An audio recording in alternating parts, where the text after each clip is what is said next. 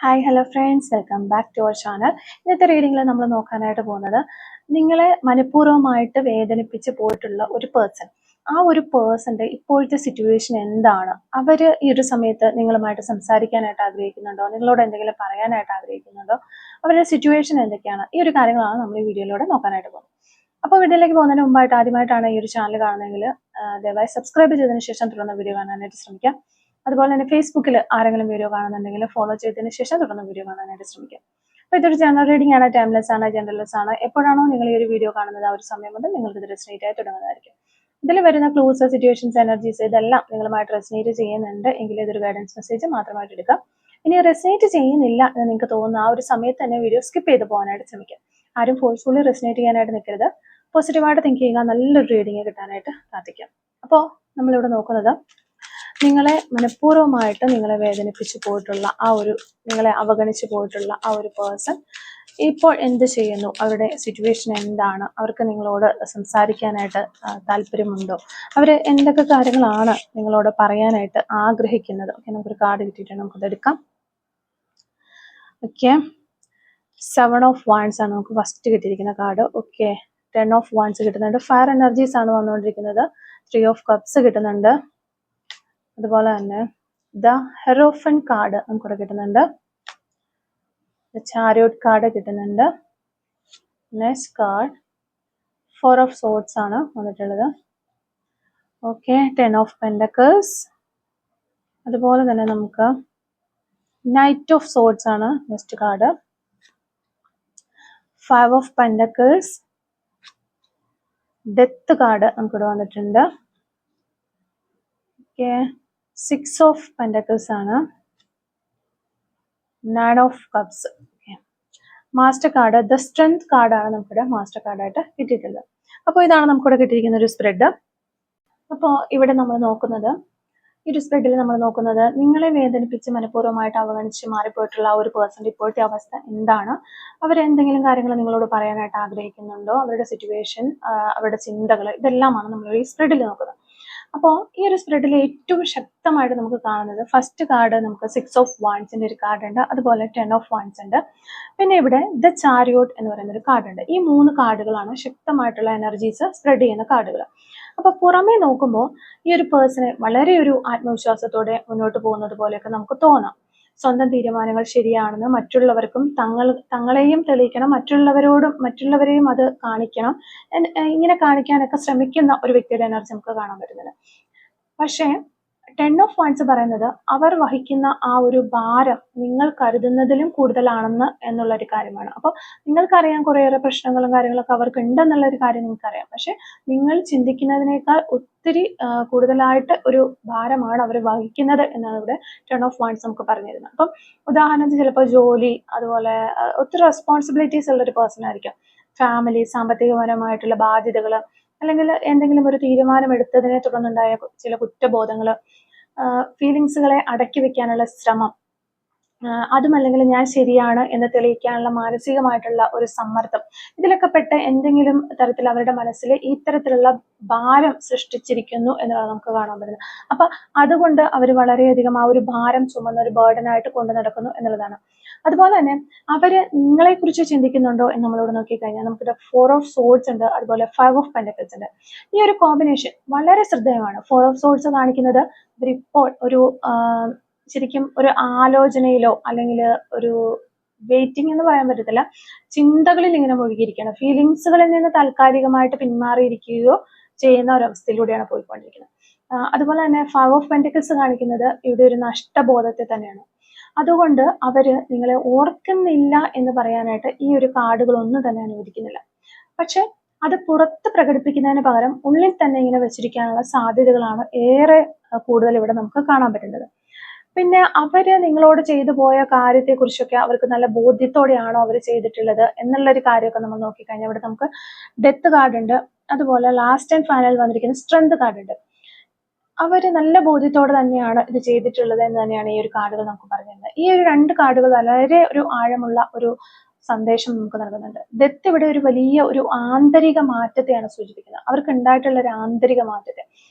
Strength പറയുന്നത് ഒരു impulsive reaction കാരണം ഞാൻ ചില കാര്യങ്ങൾ നഷ്ടപ്പെടുത്തി എന്നൊരു തിരിച്ചറിവ് പതുക്കെ പതുക്കെ എനിക്ക് ഉണ്ട് എന്ന ഒരു പേഴ്സണിൽ നിന്ന് വരുന്ന എനർജി. അപ്പോൾ ഇത് നിർബന്ധമായിട്ടും അവരിപ്പോൾ നിങ്ങളോട് ക്ഷമ ചോദിക്കാൻ വരും എന്ന് ഇതിനർത്ഥമില്ല. അല്ലെങ്കിൽ അവർ തെറ്റ് ചെയ്തു പോയി, അല്ലെങ്കിൽ അവർക്ക് നിങ്ങളോട് അവഗണിച്ചു പോയതിൽ റിഗ്രറ്റ് ഉണ്ട് എന്നൊക്കെ നമുക്ക് ഇതിനകത്ത് കാണാൻ പറ്റുന്നുണ്ട്. പക്ഷെ പെട്ടെന്ന് തന്നെ ഇത് കേട്ട് കഴിഞ്ഞ ഉടനെ തന്നെ അവർ വന്നിട്ട് എന്നോട് ക്ഷമ ചോദിച്ച് അവരുടെ തെറ്റുകളെല്ലാം ഏറ്റു പറയും എന്നൊന്നും ഇതിനർത്ഥമില്ല. പക്ഷെ മുൻകാലങ്ങളിലേക്കാൾ കൂടുതൽ ഒരു മെച്യൂരിറ്റി നേടുന്ന ഒരു പ്രോസസ്സ് അവരിൽ നടക്കുന്നതായിട്ട് നമുക്ക് കാണാനും പറ്റുന്നുണ്ട്. പിന്നെ അവരുടെ ജീവിതത്തിൽ ഇപ്പോൾ എന്തിനാണ് അവർ ഏറ്റവും കൂടുതൽ ഒരു പ്രാധാന്യം കൊടുക്കുന്നത് എന്ന് നമ്മളിവിടെ നോക്കിക്കഴിഞ്ഞാൽ നമുക്കിവിടെ ഹെറോഫൻ കാർഡും അതുപോലെ 10 ഓഫ് പെന്റക്കിൾസിന്റെ കാർഡ് കാണാൻ പറ്റുന്നുണ്ട്. അപ്പോൾ ഈ ഒരു കാർഡുകൾ റിലേഷൻഷിപ്പിനേക്കാൾ ഒരു സ്റ്റെബിലിറ്റി, അതുപോലെ തന്നെ ഫാമിലി, ഫ്യൂച്ചർ, ഒരു സുരക്ഷിതത്വം, ഉത്തരവാദിത്തങ്ങൾ, ഈ കാര്യങ്ങളിലൊക്കെ കൂടുതലായിട്ട് ശ്രദ്ധ കാണിക്കുന്ന എനർജീസാണ് നമുക്ക് കാണിച്ചു തരുന്നത്. അപ്പം ഇപ്പോൾ അവർ ചിന്തിക്കുന്നത് ജീവിതം എങ്ങനെ ഒരു കാര്യം പറ്റിക്കാം, അല്ലെങ്കിൽ ലൈഫിൽ കുറച്ചും കൂടി ഒരു സാമ്പത്തികമായിട്ട് എങ്ങനെ മുന്നേറാം, അതുപോലെ തന്നെ ഫ്യൂച്ചറിനെ കുറിച്ച് ദീർഘകാല ഒരു പ്ലാനിങ്ങും കാര്യങ്ങളൊക്കെ എങ്ങനെ നിർമ്മിക്കാം, അത് എങ്ങനെ കൊണ്ടുപോയി ഒരു സക്സസ്സിൽ എത്തിക്കാം. അവർക്ക് ഫാമിലി ഉണ്ടെങ്കിൽ, അല്ലെങ്കിൽ ഫാമിലി അല്ലെങ്കിൽ സമൂഹം ഒക്കെ എന്ത് പ്രതീക്ഷിക്കുന്നു എന്നിൽ നിന്ന്, അതൊക്കെ ഞാൻ കൊടുക്കണ്ടേ, ആ ഒരു രീതിയിൽ.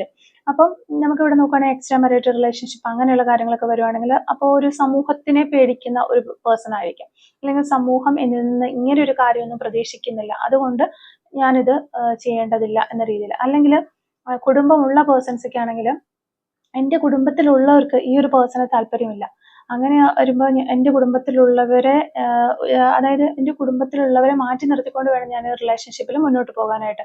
അപ്പോൾ ഞാൻ എൻ്റെ കുടുംബത്തിന് കൂടുതലായിട്ടും അവർക്ക് കുറച്ച് പ്രതീക്ഷയുണ്ട് എന്നെ കുറിച്ച്, ആ ഒരു പ്രതീക്ഷയ്ക്കകത്ത് ഞാൻ നിൽക്കണം എന്ന രീതിയിൽ ആ ഒരു കാര്യങ്ങളെ കുറിച്ച് ഫോക്കസ് ചെയ്യുന്നതായിട്ട് നമുക്ക് കാണാൻ പറ്റുന്നുണ്ട്. അങ്ങനെയുള്ള ചിന്തകളാണ് അവർക്ക് ഉണ്ടാകുന്നത്. അപ്പം അവർ ഏറ്റവും കൂടുതൽ ഇപ്പോൾ പ്രാധാന്യം കൊടുക്കുന്ന, ഇമ്പോർട്ടൻസ് കൊടുക്കുന്നതും അതിനൊക്കെ തന്നെയാണ്. ഫാമിലിക്ക് ഒത്തിരി ഇമ്പോർട്ടൻസ് കൊടുക്കുന്നതായിട്ട് നമുക്ക് കാണാൻ പറ്റുന്നുണ്ട്. പിന്നെ അവർക്കിപ്പോ നിങ്ങളോട് എന്തെങ്കിലും പറയാനുണ്ടോ എന്ന് നമ്മളിവിടെ നോക്കിക്കഴിഞ്ഞാൽ നമുക്ക് നൈറ്റ് ഓഫ് സോർട്സ്, അതുപോലെ 6 ഓഫ് പെന്റക്കിൾസ്, പിന്നെ ഇവിടെ ഒരു 9 ഓഫ് കപ്സ് വന്നിട്ടുണ്ട്. അപ്പം ഈ ഒരു കാർഡുകളുടെ സന്ദേശം ഇങ്ങനെയാണ്. അവർക്ക് നിങ്ങളോട് പറയാനുള്ള കാര്യങ്ങൾ അവർ പറയുകയാണെങ്കിൽ ഇങ്ങനെയായിരിക്കും എന്നുള്ളതാണ്. അതായത് ഞാൻ ചില കാര്യങ്ങൾ വളരെ വേഗത്തിൽ കൈകാര്യം ചെയ്തു എന്ന് ഞാനിപ്പോൾ ചിന്തിക്കുന്നുണ്ട്. കാരണം പല കാര്യങ്ങളും ഹറിബറി ആയിട്ട് നിങ്ങളുടെ കാര്യത്തിൽ ഡിസിഷൻസ് എടുത്തു, അല്ലെങ്കിൽ പെട്ടെന്ന് തന്നെ ഒരു കുറെ കാര്യങ്ങൾ അങ്ങനെ പറഞ്ഞു പോയി, അങ്ങനെ വേഗത്തിൽ എന്തൊക്കെയോ ചെയ്തു എന്ന് അവർ പറയുന്നുണ്ട്. അത് വേണ്ടായിരുന്നു എന്ന് ഈ ഒരു സമയത്ത് അവർ ചിന്തിക്കുന്നുണ്ട്. നിനക്ക് ഞാൻ നൽകിയ വേദനയുടെ ആഴം അന്ന് പൂർണ്ണമായും എനിക്ക് മനസ്സിലായിരുന്നില്ല എന്ന് ഈ ഒരു പേഴ്സൺ നിങ്ങളോട് പറയുന്നുണ്ട്. അപ്പോൾ നിങ്ങൾക്ക് അവരെ എന്തെങ്കിലുമൊക്കെ അവഗണിച്ചുകൊണ്ട് മാറിപ്പോയിട്ടൊക്കെയുള്ള വ്യക്തികളായിരിക്കാം, അതായിരിക്കാം. പിന്നെ അവർക്ക് ഈ ഒരു സമയത്ത് ഒരു ബാലൻസ് നഷ്ടപ്പെടുന്ന ഒരു അവസ്ഥയിലൂടെ അവർ കടന്നു പോകുന്നു എന്നാണ് പറയുന്നത്. അല്ലെങ്കിൽ ഇവരൊരു ഡിസിഷൻ എടുക്കാനായിട്ട് നിന്ന സമയത്ത് അവരുടെ ബാലൻസ് നഷ്ടപ്പെട്ടു പോയി എന്നും അവർ വിചാരിക്കുന്നുണ്ട്. അപ്പം നീ അർഹിച്ച ഒരു പരിഗണന ഞാൻ നൽകിയിട്ടില്ലായിരിക്കാം, അത് അവർക്കും കൂടി അറിയാം എന്നുള്ളതാണ്. അതാണ് അവരങ്ങനെ പറയുന്നത്. നിങ്ങൾ അർഹിച്ച ഒരു പരിഗണന നിങ്ങൾക്ക് തന്നില്ല, അല്ലെങ്കിൽ നിങ്ങളെ കെയർ ചെയ്യാനായിട്ട് പറ്റിയില്ല, അല്ലെങ്കിൽ നിങ്ങൾ കൊടുത്ത അതേ ഒരു സ്നേഹം ആ ഒരു സ്നേഹം കണ്ടില്ല എന്ന് വെക്കേണ്ടതായിട്ട് വന്നു എന്നൊക്കെയാണ് അതിൻ്റെ അർത്ഥം. അതുപോലെ നിങ്ങൾ സന്തോഷത്തോടും സമാധാനത്തോടും കൂടെ ഇരിക്കണം എന്ന് അവർ ആഗ്രഹിക്കുന്നുണ്ട് എന്നുള്ളൊരു കാര്യമാണ് ഇതിൽ ഏറ്റവും എടുത്ത് പറയാനായിട്ട് പറ്റുന്നത്. ആ ഒരു വ്യക്തി ഒരിക്കലും നിങ്ങളുടെ നിങ്ങൾ ഒരു സന്തോഷമില്ലാതെയോ അല്ലെങ്കിൽ ഒരു സമാധാനമില്ലാതെയോ ഇരിക്കുന്നതൊന്നും അവരിഷ്ടപ്പെടുന്നില്ല. നിങ്ങളുടെ ഒരു നാശം കാണാനായിട്ട് ആഗ്രഹിക്കുന്ന ഒരു പേഴ്സൺ അല്ല, നിങ്ങളുടെ ഒരു വെൽവിഷർ തന്നെയാണ്. എപ്പോഴും സന്തോഷത്തോടെയും സമാധാനത്തോടെയും കൂടി ഇരിക്കണം എന്ന് അവർ ആഗ്രഹിക്കുന്നുണ്ട്. പിന്നെ ഇവിടെ നൈറ്റ് ഓഫ് സോൾസ് പലപ്പോഴും ആലോചിക്കാതെ പറഞ്ഞ വാക്കുകളെയോ എടുത്ത തീരുമാനങ്ങളെയൊക്കെയാണ് സൂചിപ്പിക്കുന്നത്. അതായത് അവർ ചില സമയങ്ങളിൽ അവർക്കുള്ള കുറെ ടെൻഷനും കാര്യങ്ങളും, അല്ലെങ്കിൽ അവർക്ക് വന്നു പോയിട്ടുള്ള കുറെ പ്രശ്നങ്ങളും ഒക്കെ കാരണം പലപ്പോഴും നിങ്ങളോട് പല സമയത്തും പറഞ്ഞു പോയ വാക്കുകളും തീരുമാനങ്ങളും ഒക്കെ അവരെ ഇപ്പോൾ ഹേർട്ട് ചെയ്യുന്നുണ്ട് എന്നുള്ളതാണ്. അതിനെ ഓർത്തിട്ട് അവർ വിഷമിക്കുന്നുമുണ്ട്. പിന്നെ ഇവിടെ 6 ഓഫ് പെന്റക്കിൾസ് പറയുന്നത് ഈ ഒരു റിലേഷൻഷിപ്പിൽ ഒരു ഗീവ് ആൻഡ് ടേക്ക് ഇംബാലൻസ് ഉണ്ടായിരിക്കാം എന്നാണ്, ഉണ്ടായിരുന്നിരിക്കാം. അതൊക്കെ അവരിപ്പോൾ ഓർക്കുന്നുണ്ട്.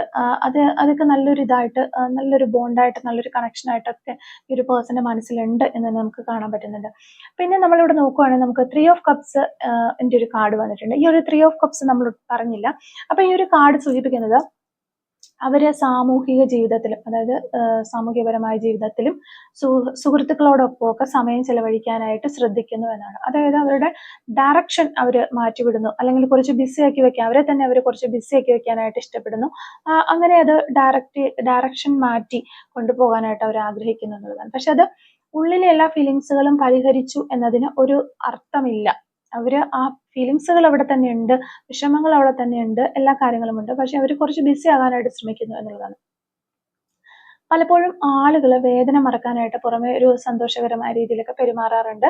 അപ്പൊ ആ ഒരു രീതിയിലാണ് ഈ ഒരു പേഴ്സന്റെ എനർജി നോക്കുമ്പോൾ നമുക്ക് കാണാൻ പറ്റുന്നത്.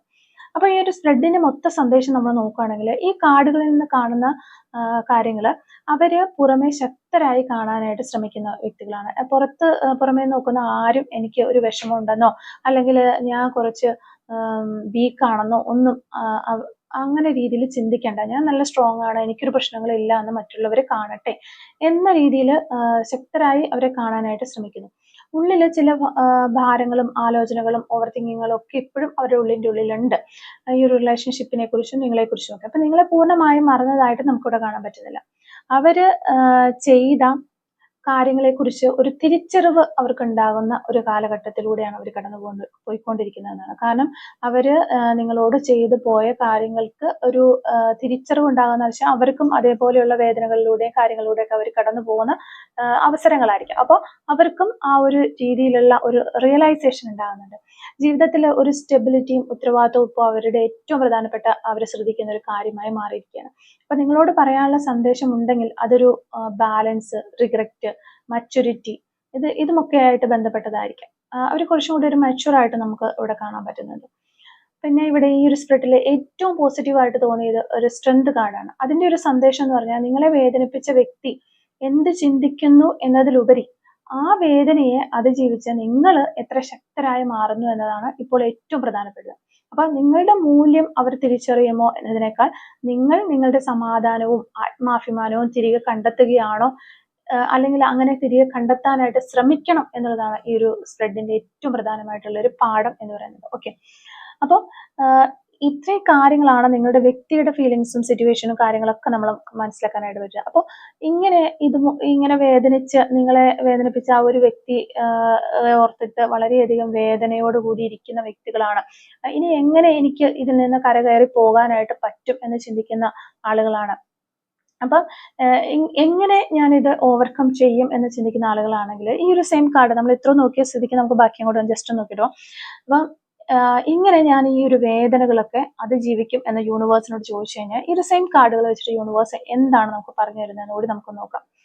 ഇവിടെ നമ്മൾ നോക്കുമ്പോൾ ഫസ്റ്റ് തന്നെ യൂണിവേഴ്സിൽ വരുന്ന ഗൈഡൻസ്, എൻ്റെ വേദനയെ ഞാൻ എങ്ങനെ അതിജീവിക്കും എന്നാണ് നിങ്ങൾ ചോദിക്കുന്നത് എന്നുണ്ടെങ്കിൽ നിങ്ങൾ അനുഭവിക്കുന്ന ആ ഒരു വേദന അല്ലെങ്കിൽ ഒരു വ്യക്തിയെ നഷ്ടപ്പെട്ടതിന്റെ വേദന മാത്രമായിരിക്കാം. ചിലപ്പോൾ വേറെ പല കാര്യങ്ങളും ഒക്കെ ആയിരിക്കാം. പലപ്പോഴും റിലേഷൻഷിപ്പ് റീഡിംഗ് ഒക്കെ ആകുമ്പോൾ ആ ഒരു വ്യക്തിയെ നഷ്ടപ്പെട്ടതിന്റെ വേദന അതുണ്ട്. പക്ഷെ ആ ഒരു വേദന മാത്രമല്ല നിങ്ങൾക്കുള്ളത്. ആ ഒരു വേദന എന്ന് പറയുമ്പോൾ ആ വ്യക്തി പോയതിലല്ല, നമ്മൾ നൽകിയ സ്നേഹത്തിന് കിട്ടാത്ത മറുപടി, നമ്മൾ കുറേ സ്നേഹം കൊടുത്തു പക്ഷെ അതിന് ഓപ്പോസിറ്റ് നമുക്കൊന്നും കിട്ടിയിട്ടില്ല, ആ ഒരു വേദന. അതുപോലെ വിശ്വാസം തകർന്നതിന്റെ വേദന, എന്തുകൊണ്ട് ഇങ്ങനെ സംഭവിച്ചു എന്ന ചോദ്യത്തിന് ഉത്തരം കിട്ടാത്തതിന്റെ വേദന, ഒരു ഫ്യൂച്ചറിനെ കുറിച്ചൊക്കെ നമ്മൾ സ്വപ്നം കണ്ടിരുന്ന ആ ഒരു സ്വപ്നങ്ങളൊക്കെ തകർന്നു പോയതിന്റെ വിഷമങ്ങൾ, ഇതെല്ലാം കൂടെ കൂടിച്ചേരുന്നതാണ് ആ ഒരു വേദന എന്ന് പറയുന്നത്. അപ്പം ആദ്യം ഒരു കാര്യം മനസ്സിലാക്കുക, വേദനയെ അതിജീവിക്കുക എന്ന് പറഞ്ഞു കഴിഞ്ഞാൽ ആ ഒരു വിഷമങ്ങൾ മറക്കുക എന്നല്ല.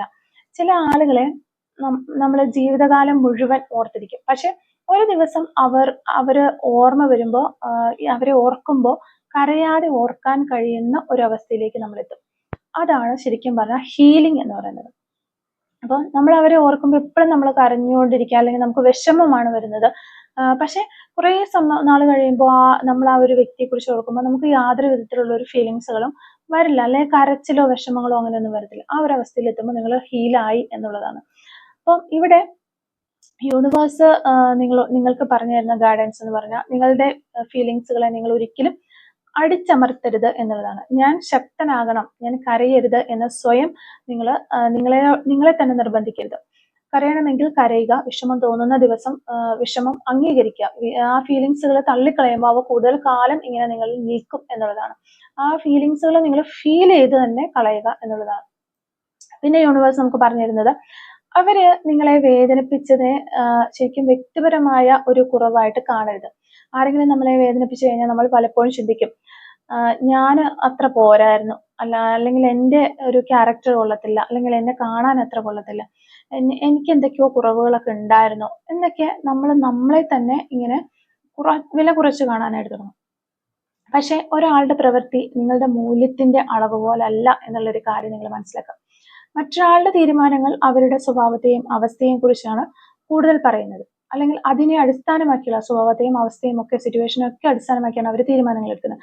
അത് നിങ്ങളെന്ന വ്യക്തിയുമായിട്ട് യാതൊരു ഇതുമില്ല. നിങ്ങളുടെ ഇമ്പോർട്ടൻസ് അവിടെ താരതമ്യം ചെയ്യുന്നതേ ഇല്ല എന്നുള്ളൊരു കാര്യം നിങ്ങൾ മനസ്സിലാക്കുക എന്നുള്ളതാണ് യൂണിവേഴ്സിറ്റി പറയുന്നത്. അതുകൊണ്ട് നിങ്ങളെ വില കുറച്ച് കാണാനായിട്ട് നിങ്ങൾ ഒരിക്കലും ശ്രമിക്കരുത്. പിന്നെ നമുക്ക് കിട്ടുന്ന ഒരു ഗൈഡൻസ്, നിങ്ങളുടെ ഊർജം, നിങ്ങളുടെ എനർജി അവരിൽ നിന്ന് നിങ്ങളിലേക്ക് തിരികെ എടുക്കുക എന്നുള്ളതാണ്. ഇപ്പോ മനസ്സ് ചോദിക്കുന്നു, അവര് എന്ത് ചിന്തിക്കുന്നു, അല്ലെങ്കിൽ അവരെന്തെടുക്കുമായിരിക്കും, അവരിപ്പോ എന്നെ കുറിച്ച് ചിന്തിക്കുന്നുണ്ടോ? പക്ഷെ ഈ ഒരു ഹീലിംഗ് തുടങ്ങുന്നത് ഈ ഒരു ചോദ്യം വന്നപ്പോഴാണ്. എനിക്കിപ്പോൾ എന്താണ് വേണ്ടത് എന്നൊരു ചോദ്യത്തിലേക്ക് നമ്മളത് മാറ്റും. അവരിപ്പോ എന്ത് ചിന്തിക്കുന്നു, അവരെന്നെ കുറിച്ച് ചിന്തിക്കുന്നു, അങ്ങനെ അതിൽ നിന്ന് എനിക്കിപ്പോൾ എന്താണ് വേണ്ടത് എന്നുള്ളതിലേക്ക് മാറ്റണം. അപ്പൊ നിങ്ങളുടെ ഉറക്കം, ആരോഗ്യം, ഇഷ്ടങ്ങൾ, ലക്ഷ്യങ്ങൾ എന്നിലേക്കൊക്കെ ശ്രദ്ധ തിരിക്കുക എന്നുള്ളതാണ്. അപ്പോൾ നിങ്ങളുടെ ഊർജം നിങ്ങളിൽ തന്നെ നിർത്താനായിട്ട് ശ്രമിക്കുക എന്നുള്ളതാണ്. പിന്നെ നമുക്ക് യൂണിവേഴ്സ് തരുന്ന ഒരു ഗൈഡൻസ് എന്ന് പറഞ്ഞാൽ, ഓർമ്മകൾ വന്നാൽ ആ ഒരു ഓർമ്മകളോട് ഒരിക്കലും യുദ്ധം ചെയ്യരുത് എന്നുള്ളതാണ്. അപ്പം അവരെക്കുറിച്ചുള്ള ഓർമ്മകളൊക്കെ നിങ്ങൾക്ക് ഉണ്ടാകാനുള്ള ചാൻസസ് ഒത്തിരി കൂടുതലാണ്.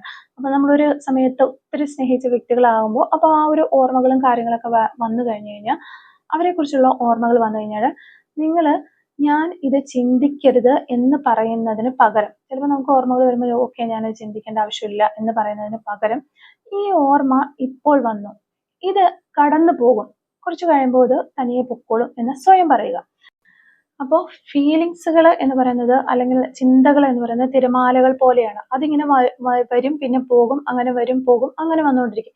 അപ്പൊ നിങ്ങൾ അതിനെ എതിർത്ത് നിൽക്കാനായിട്ട് ശ്രമിക്കരുത് ഒരിക്കലും എന്നാണ് യൂണിവേഴ്സ് പറയുന്നത്. അത് നിങ്ങളിലൂടെ വന്ന് പോയിക്കോട്ടെ എന്നുള്ളതാണ് യൂണിവേഴ്സിലൂടെ നമുക്ക് പറഞ്ഞു തരുന്നത്. പിന്നെ ക്ഷമ എന്നത് മറക്കൽ അല്ല എന്നുള്ളൊരു കാര്യം യൂണിവേഴ്സ് ഇവിടെ നമുക്ക് പറഞ്ഞു തരുന്നത്. അതായത് ക്ഷമിക്കുക എന്നത് നീ ചെയ്തത് ശരിയാണ് എന്ന് പറയലല്ല, പകരം നീ ചെയ്ത വേദന എൻ്റെ ഫ്യൂച്ചറിനെ നിയന്ത്രിക്കാൻ ഞാൻ അനുവദിക്കില്ല എന്നൊരു തീരുമാനമെടുക്കലാണ് ശരിക്കും പറഞ്ഞത്. അതായത് നമ്മളോട് എന്തെങ്കിലും ഒരു വേദനയോ വിഷമോ ഒക്കെ നമുക്ക് തന്നിട്ട് പോയ വ്യക്തികളുണ്ട് എന്നുണ്ടെങ്കിൽ, ആ ഒരു വ്യക്തി ചെയ്തത് ശരിയാണ് എന്നുള്ളതല്ല ഇവിടെ നമ്മൾ സമ്മതിച്ചു കൊടുക്കുന്നത്. ക്ഷമിക്കുക എന്ന് പറയുമ്പോൾ ആ ഒരു അത് കാര്യങ്ങൾ ആടേ മറന്നു കളയലുമല്ല. ആ ഒരു കാര്യത്തിൽ നിന്ന് നിങ്ങൾ എന്ത് പഠിച്ചു, അല്ലെങ്കിൽ ആ ഒരു കാര്യത്തിൽ സ്റ്റക്കാക്കിക്കൊണ്ട് നിങ്ങളുടെ ജീവിതം അവിടെ സ്റ്റക്കായി നിൽക്കാതെ അത് നിയന്ത്രിച്ച് കൺട്രോൾ ചെയ്ത് മുന്നോട്ടേക്ക് ഫ്യൂച്ചറിനെ കൊണ്ടുപോകാനായിട്ട് എനിക്ക് കഴിയും എന്ന രീതിയിൽ തീരുമാനങ്ങൾ എടുക്കുമ്പോഴാണ് അവിടെ നമുക്കൊരു ഫ്യൂച്ചർ ഉണ്ടാകുന്നത്. അവിടെ ഒരു ശരിക്കും ഒരു ക്ഷമ, അല്ലെങ്കിൽ ഒരു ക്ഷമിച്ച് നമ്മൾ കൊടുക്കുക എന്ന് പറയുമ്പോൾ അത് തന്നെയാണ്. അല്ലാതെ അവർ ചെയ്തെല്ലാം ശരിയാണ് എന്ന രീതിയിൽ അല്ല അതിനർത്ഥം വരുന്നത്. അപ്പൊ ആ ഒരു ക്ഷമ കൈക്കൊള്ളാനായിട്ട് ശ്രമിക്കുക എന്നുള്ളതാണ്. പിന്നെ ഒരു ചെറിയ ഒരു എക്സസൈസ് ആയിട്ട് നമുക്കിവിടെ പറയാനായിട്ട് പറ്റുന്ന, ഓരോ ദിവസവും നമ്മൾ മിററിൽ നോക്കിയിട്ട് 3 കാര്യങ്ങൾ പറയുക. ഞാൻ ഒരു വിലപ്പെട്ട വ്യക്തിയാണ്, എന്നെ വേദനിപ്പിച്ചത് എൻ്റെ മൂല്യം കുറയ്ക്കുന്നില്ല, ഞാൻ പതുക്കെ ഇങ്ങനെ സുഖം പ്രാപിച്ച് ഇങ്ങനെ വന്നുകൊണ്ടിരിക്കുന്നു. ആദ്യം ഇത് വിശ്വസിക്കാനായിട്ട് കുറച്ച് ബുദ്ധിമുട്ടായേക്കാം, പക്ഷെ മനസ്സ് പതുക്കെ അത് സ്വീകരിക്കാനായിട്ട് തുടങ്ങും എന്നുള്ളതാണ്. നമുക്ക് ജസ്റ്റ് ട്രൈ ചെയ്ത് നോക്കാവുന്ന കാര്യങ്ങളാണ്. ഓക്കെ. പിന്നെ ഇവിടെ അവസാനമായിട്ട് നമുക്ക് പറയാനുള്ളത്, ഇപ്പോൾ നിങ്ങൾക്ക് തോന്നുന്നത് ഈ ഒരു വേദന ഒരിക്കലും അവസാനിക്കില്ല എന്നുള്ളൊരു രീതിയിലായിരിക്കാം. പക്ഷെ ഹീലിങ്സ് പലപ്പോഴും ഒരു വലിയൊരു മാറ്റമായിട്ട് വരില്ല. ഓരോ ദിവസവും അല്പമായിട്ട് ഇങ്ങനെ മാറി ഗ്രാജുവൽ ആയിട്ട് മാത്രമാണ് ഹീലിങ്സ് നടക്കുള്ളൂ എന്നുള്ളൊരു കാര്യം മനസ്സിലാക്കാം. ഒരു ദിവസം നിങ്ങൾ ശ്രദ്ധിക്കും, അവരുടെ ഒരു ഓർമ്മ പോലും വരാത്തൊരു ദിവസം വരും. പക്ഷെ പഴയതുപോലെ അല്ലെങ്കിൽ അവരുടെ ഒരു ഓർമ്മ വരുവാണെന്നിരിക്കട്ടെ, അപ്പൊ അത് പഴയതുപോലെ ആ ഒരു ഹൃദയവേദന നിങ്ങൾക്ക് ഉണ്ടാവില്ല. അങ്ങനെ ഒരു ഓർമ്മ വരുന്ന സമയത്ത് ഒരു കരച്ചിലോ കാര്യങ്ങളോ ഒന്നും ഉണ്ടാകുന്നില്ല. അങ്ങനെ ഉണ്ടെങ്കിൽ നിങ്ങൾ വിചാരിക്കുക, അതാണ് നിങ്ങൾ വേദനയെ അതിജീവിക്കാനായിട്ട് തുടങ്ങി എന്നതിന്റെ ഏറ്റവും വലിയ അടയാളം എന്നുള്ളൊരു കാര്യം നിങ്ങൾ മനസ്സിലാക്കുക. അതിലേക്ക് കുറച്ച് സമയം എടുത്ത് നിങ്ങൾ എത്തിച്ചേരും എന്നുള്ളതാണ്. അപ്പോൾ ഈ ഒരു കാര്യങ്ങളൊക്കെ ജസ്റ്റ് ഒന്ന് ട്രൈ ചെയ്ത് നോക്കുക എന്നുള്ളതാണ്. അപ്പോൾ ഇത്തരം കാര്യങ്ങളാണ് നമുക്ക് ഈ ഒരു റീഡിങ്ങിൽ നിന്ന് മനസ്സിലാക്കാനായിട്ട് പറ്റിയിട്ടുള്ളത്. ഓക്കെ, നമുക്ക് കുറച്ച് ക്ലൂസും കൂടി എടുത്ത് നോക്കാം. Clues related to this reading. Okay. Clues related to this reading. First clue നമുക്ക് കിട്ടുന്നത് റെയിൻബോ സൈൻസ് ഒക്കെ നിങ്ങൾ കാണുന്നുണ്ട്. ഇതൊരു മാറ്റത്തിന്റെ സൈനാണ്.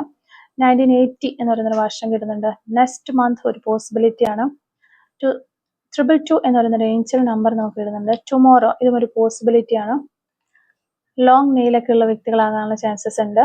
നമ്പർ 37 നമുക്കിവിടെ കിട്ടുന്നുണ്ട്. യെല്ലോ കളർ ആയിരിക്കാം നിങ്ങൾക്ക് നിങ്ങളുടെ പേഴ്സണൊക്കെ ഇഷ്ടമുള്ള ഒരു കളർ. മ്യൂസിക് എന്ന് പറയുന്നൊരു ക്ലൂ കിട്ടുന്നുണ്ട്. ആർട്ടിസ്റ്റ് നമുക്കിവിടെ കിട്ടുന്നുണ്ട്. നമ്പർ 43 നമുക്ക് കിട്ടുന്നല്ലോ. Letter Y.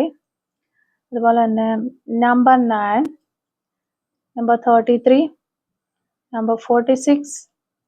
കൊല്ലം ജില്ല. പേഷ്യൻസ്, ക്ഷമ കൈക്കൊള്ളുക എന്നുള്ളതാണ് ഇവിടെ പറയുന്നത്. ചാരിറ്റി ഒക്കെ ചെയ്യാനായിട്ട് താല്പര്യമുള്ള വ്യക്തികളാകാനുള്ള ചാൻസസ് ഉണ്ടാകാം. 6 ഡേയ്സ് എന്ന് പറയുന്ന ഒരു ക്ലൂ നമുക്കിവിടെ കിട്ടുന്നുണ്ട്. നമ്പർ 48 കിട്ടുന്നുണ്ട്. 1983 നമുക്ക് കിട്ടുന്നുണ്ട്. 2004 എന്ന് പറയുന്ന ഒരു വർഷം കിട്ടുന്നുണ്ട്. 1996 നമുക്കിവിടെ കിട്ടുന്നുണ്ട്. 1986 കിട്ടുന്നുണ്ട്. ഓഗസ്റ്റ് മന്ത് നമുക്ക് കിട്ടുന്നുണ്ട്. 48 അവേഴ്സ് എന്ന് പറയുന്ന ഒരു ക്ലൂ കിട്ടുന്നുണ്ട്. മ്യൂസിക് നമുക്കിവിടെ കിട്ടുന്നുണ്ട്. മോൾ ഓൺ ലെഫ്റ്റ് ചീക്സ്, ലെഫ്റ്റ് സൈഡിലെ കവളിൽ മറുകളുള്ള വ്യക്തികളാകാൻ ചാൻസസ് ഉണ്ട്. ബ്രൗൺ എന്ന് പറയുന്ന ഒരു കളർ ആയിരിക്കും നിങ്ങൾക്ക് നിങ്ങളുടെ പേഴ്സണൊക്കെ ഇഷ്ടമുള്ള കളർ. December month. അതുപോലെ തന്നെ letter A, purple colour. 1998, number 33 നമുക്ക് ഒരു 2-3 പ്രാവശ്യം നമ്പർ 33 കിട്ടുന്നുണ്ട്. എബ്രോഡ് ഉള്ള വ്യക്തികളാകാനുള്ള ചാൻസസ് ഉണ്ട്. ചെസ് എന്ന് പറയുന്ന ഒരു ക്ലൂ കിട്ടുന്നുണ്ട്. Photography, number 34. Today, number 23. 1978, letter G. 1984, lawyer, government service, drawing. Idukki ജില്ല. മെയ് മന്താണ് നമുക്ക് ലാസ്റ്റ് ആൻഡ് ഫൈനൽ ക്ലൂ കിട്ടിയിട്ടുള്ളത്. അപ്പോൾ ഇത്രയും ക്ലൂസ് ആണ് ഈ റീഡിങ്ങുമായിട്ട് റിലേറ്റ് ചെയ്ത് നമുക്ക് കിട്ടിയിട്ടുള്ളത്. അപ്പോൾ ഈ ഒരു ക്ലൂസും അതുപോലെ തന്നെ റീഡിങ്ങും ഒക്കെ നിങ്ങളുമായിട്ട് റെസിനേറ്റ് ചെയ്യുന്നുണ്ടെങ്കിൽ തീർച്ചയായിട്ടും കമൻറ്റിലൂടെ അറിയിക്കാനായിട്ട് ശ്രമിക്കുക. അതുപോലെ തന്നെ റീഡിങ് നിങ്ങൾക്ക് ഇഷ്ടമാവുകയാണെങ്കിൽ തീർച്ചയായിട്ടും ലൈക്ക് ചെയ്യുക. കമൻറ്റ് സെക്ഷനിൽ ഹൈപ്പും കൂടി ഒന്ന് ചെയ്തിട്ട് പോകാനായിട്ട് ശ്രമിക്കുക. Thank you for watching.